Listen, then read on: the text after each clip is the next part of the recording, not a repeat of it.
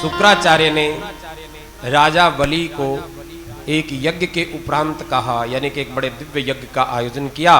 उस यज्ञ से स्वर्ण रथ निकला।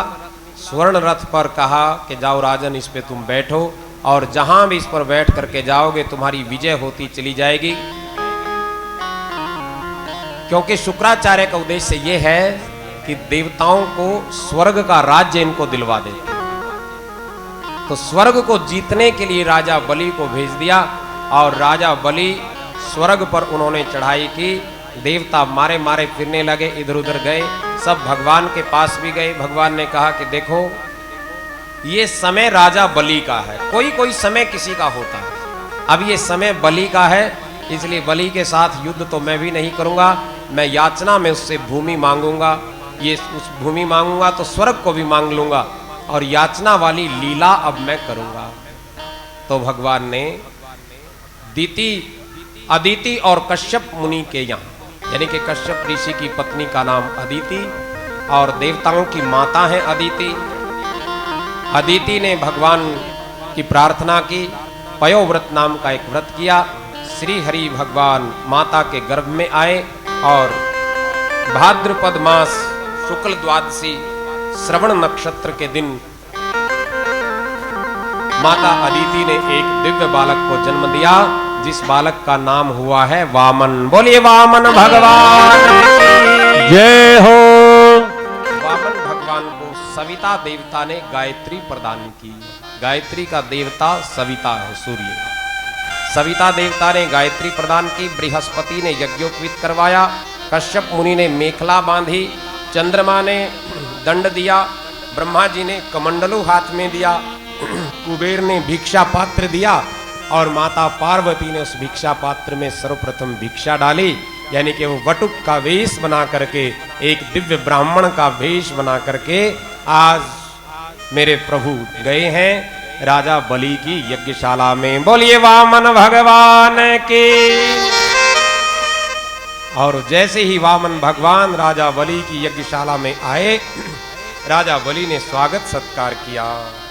राजा बलि ने कहा कि महाराज ऐसा लगता है कि आज मेरा यज्ञ सफल हो गया, सार्थक हो गया।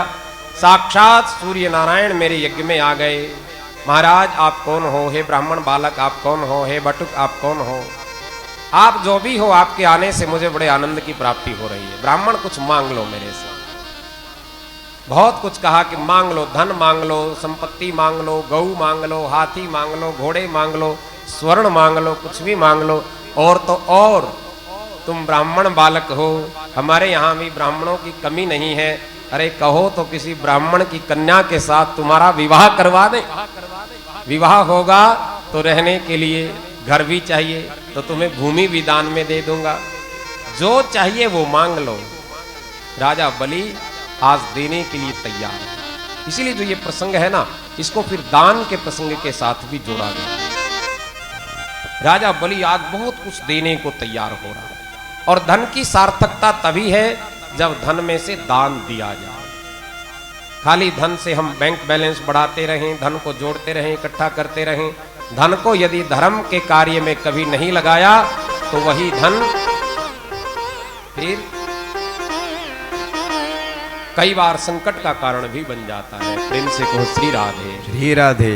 इसलिए धन है तो धन में से दान जरूर करना चाहिए। थोड़ा है तो थोड़ा करो, ज्यादा है तो ज्यादा करो। अधिकस्य अधिकम फलम। अधिक दिया है भगवान ने, अधिक दिया है, अधिक में से अधिक दान किया जाएगा तो उसके अधिक फल की प्राप्ति होगी। अधिकस्य अधिकम फलम।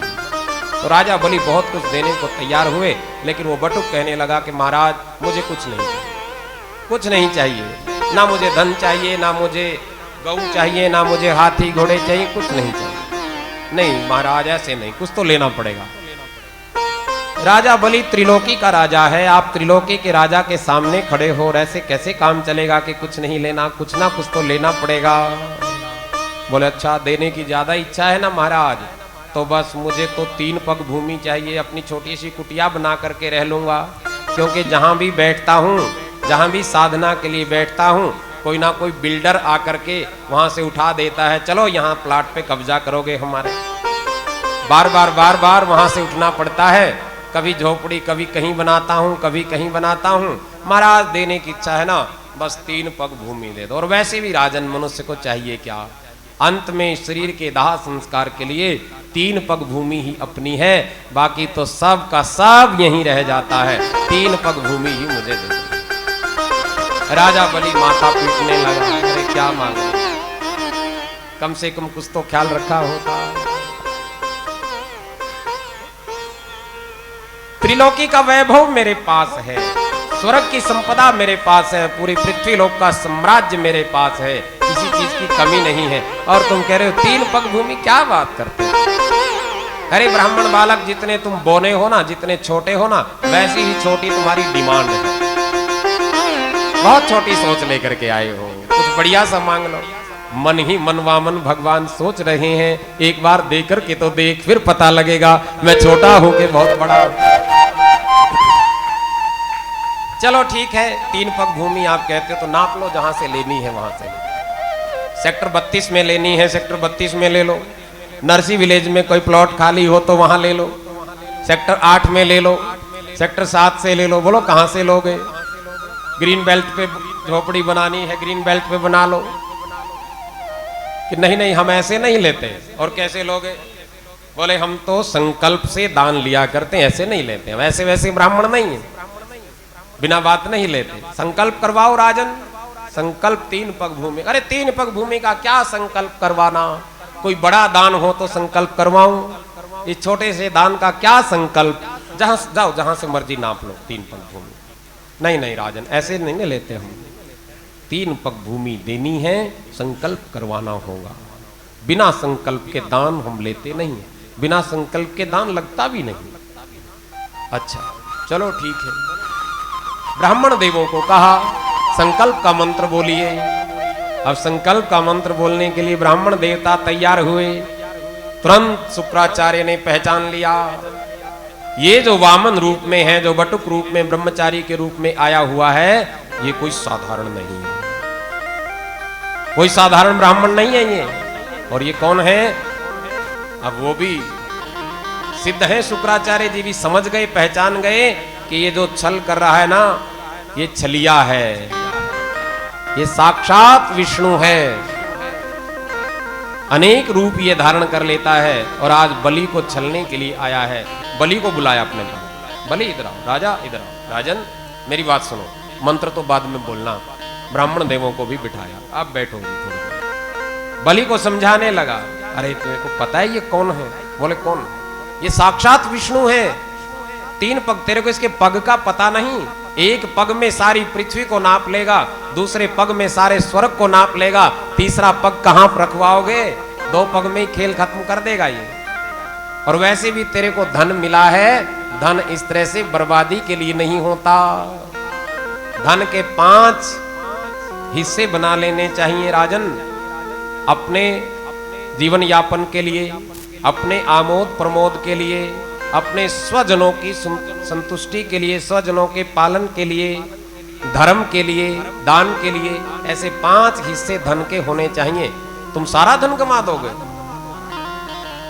राजा बलि कहने लगा कि महाराज, चाहे विष्णु है, चाहे मेरा सब कुछ ले जाए, मेरा सब कुछ छीन जाए, मेरा राजपाट धन वैभव त्रिलोकी का सारा वैभव मेरा चला जाए, लेकिन आज मैंने देने का संकल्प कर लिया है, अब मैं पीछे हटने वाला नहीं हूं। प्रेम से कहो श्री राधे, ये राधे। अब मैं पीछे नहीं हटूंगा, चाहे मेरा सब कुछ चला जाए। वाह, दाता हो तो ऐसा हो। जिसको गुरु सावधान कर रहा है, तू खाली हो जाएगा, कंगाल हो जाएगा, सब कुछ तेरा चला जाएगा, जाने दो, कोई बात नहीं। मेरे जैसा बड़भागी और कौन होगा जो विष्णु को भी दान देने की सामर्थ्य रखता है? मेरे जैसा बड़भागी और कौन होगा? ब्राह्मण देवों से कहा संकल्प का मंत्र बोलिए। शुक्राचार्य ने अंतिम चाल और चली, ये घड़ी टल जाए तो बात बन जाएगी। तो जो झारी थी वो पानी की लुटिया, उसमें वो नाली होती है ना, उसके बीच में बैठ गए शुक्राचार्य। योगी है, योगी सूक्ष्म रूप बनाना जानते हैं, विराट रूप भी बनाना जानते हैं, योग विद्या के निष्णात हैं। शुक्राचार्य जी तो उसमें बैठ गए कि ये घड़ी टल जाए तो बात बन जाए। कई बार व्यक्ति ना, कई बार तो सोचता मैं ये कर दूं, मैं वो कर दूं, मैं ऐसा कर दूं, वैसा कर दूं, लेकिन समय बीतने पर फिर सोचता है अभी क्या जल्दी है, फिर करवा लेंगे। कथा करनी है, अरे कथा करनी तो है, फिर करवा लेंगे, कोई बात नहीं, साल बाद हो जाएगी, 2 साल बाद हो जाएगी। कोई हवन यज्ञ भंडारा कुछ भी करना है, मन में आता है बस इसको कर देते हैं, इस पूर्णिमा को जरूर कर देते हैं, लेकिन फिर मन में विचार आता है अभी क्या जल्दी है, फिर हो जाएगा। वो सत्यनारायण की कथा में आप सुनते हो ना, वो ब्राह्मण के मन में आया कि कथा अब करवाऊंगा, फिर कहा कि संतान के जन्म पे, बेटी के जन्म पे करवाऊंगा, बेटी के जन्म पे भी भूल गया, पत्नी याद भी दिलाती रही, फिर कहा कि क्या जल्दी है, बच्ची बड़ी हो जाएगी फिर करवा देंगे, फिर भी नहीं करवाया। बेटी के विवाह पे इकट्ठा ही करवा देंगे, विवाह भी हो गया फिर भी भूल गया। ये है घड़ी को टालते जाना, टलते जाना। तो शुक्राचार्य अंतिम प्रयास कर रहे हैं, शायद घड़ी टल जाए और राजा बलि संभल जाए। अब उसके बीच में बैठ गए, भगवान ने सोचा कि ये लो ये आ गया काम खराब करने के लिए। भगवान के पास कुशा का आसन था, उस आसन में से कुशा निकाली और कुशा उस झाड़ी के बीच में दे मारी, शुक्राचार्य की आंख पर लग गई, आंख फूट गई।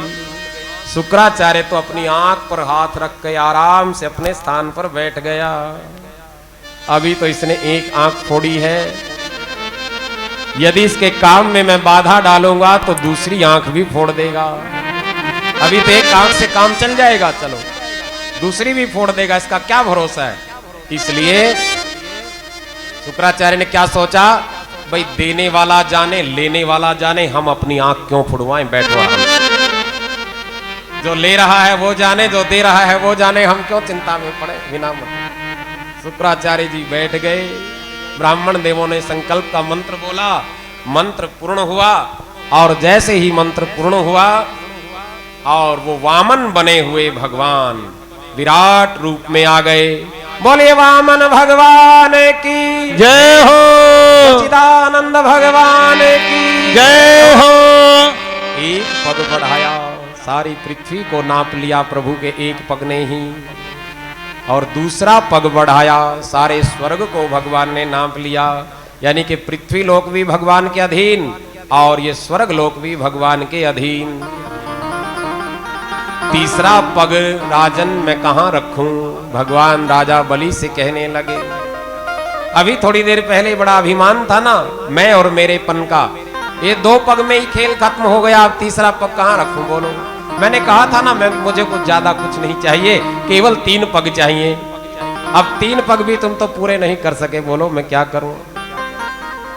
राजा बलि आज विनम्र होकर के भगवान के चरणों में बैठ गए। प्रभु दान बड़ा है कि दानी बड़ा है, बोलो। दान से बड़ा तो दानी है ना, यानी कि जो देने वाला है वो बड़ा है। ये लो मैं ही आपकी शरण में बैठा हूं, आपके चरणों में बैठा हूं। प्रभु अपना ये चरण मेरे सिर पे रख दो। मैं और मेरेपन का अभिमान बुद्धि से उत्पन्न होता है, आपका चरण मेरी मति पर आएगा तो मेरा संकल्प भी पूर्ण हो जाएगा और मेरी मति भी सुधर जाएगी।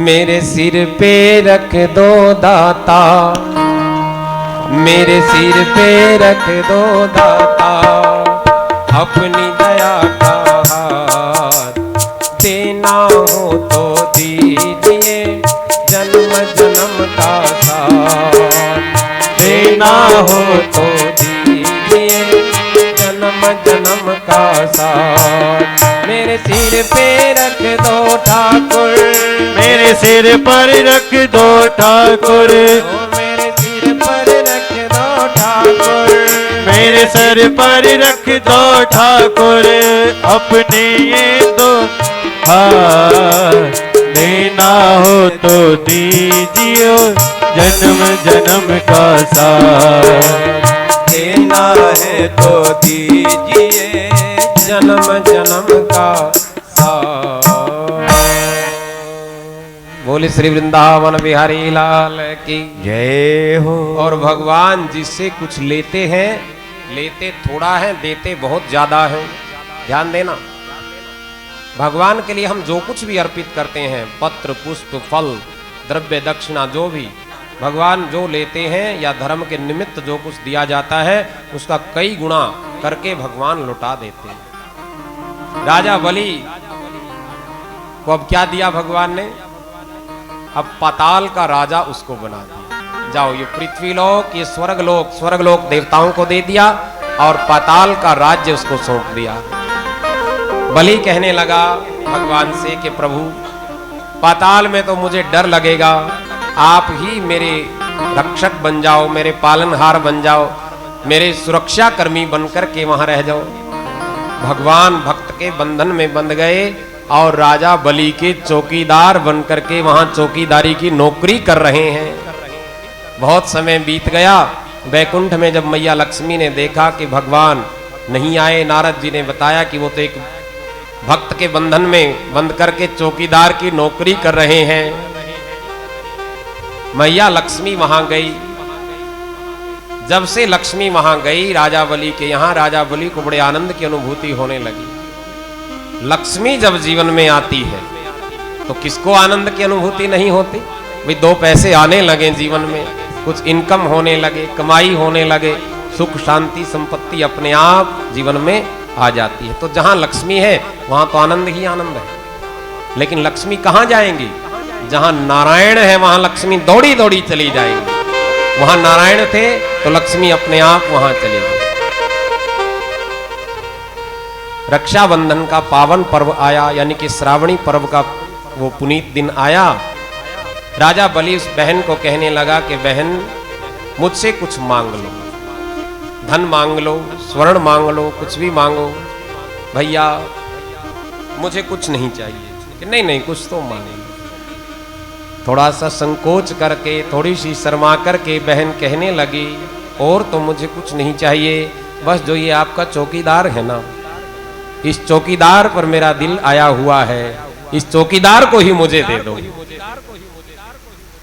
राजा बलि समझ गए कि भगवान को मांगने वाली ये कोई और नहीं है, साक्षात वैकुंठ की लक्ष्मी मेरे यहां आई हैं। और राजा बलि ने अब लक्ष्मी नारायण दोनों की पूजा की। अब देखो, ध्यान देना, महात्मा लोगों ने बताया है सबको लक्ष्मी चाहिए, लेकिन नारायण का सब तिरस्कार कर देते हैं। नारायण की पूजा करो, नारायण की सेवा करो, नारायण का भजन करो, नारायण का ध्यान करो, लक्ष्मी अपने आप चली आएंगी, अपने आप कृपा बरसाएंगी। बोले लक्ष्मी नारायण भगवान की जय हो।